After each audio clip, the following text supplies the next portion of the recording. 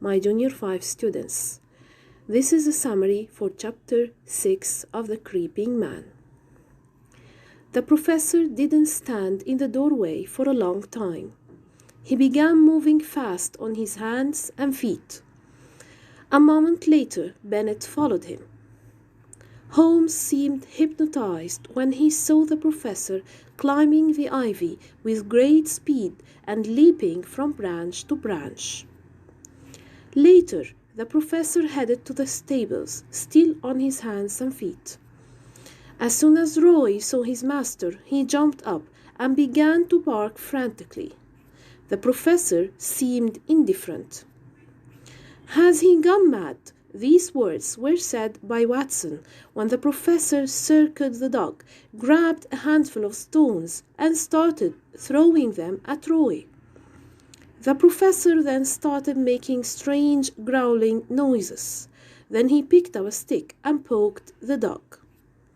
The dog pulled the chain violently, and the chain suddenly broke. Roy was free.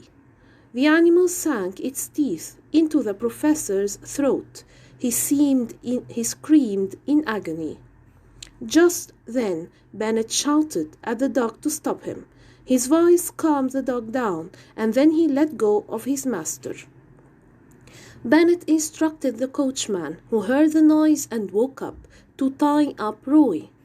Macphail then helped them to carry the wounded professor to the house. The professor's wound was deep, but not life-threatening. Dr. Watson dressed the wound and gave the professor an injection of morphine to ease the pain. When the professor fell asleep, Holmes examined his hands. Bennet gasped in horror when he saw the skin so coarse and thick. Watson explained to Bennet Holmes' theory, but Holmes said they had to open the box to confirm his theory. Luckily, the watch was on the nightstand, so they took the key and hurried to the office to open the box.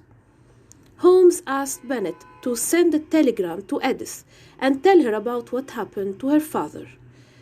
Bennet seemed so distressed. He was so worried about the professor, his employer. He asked Watson and Holmes to keep all what happened a secret. That was because the professor's reputation would be ruined if people knew what was happening to him. The chapter ends with Holmes getting ready to open the box and solve the case.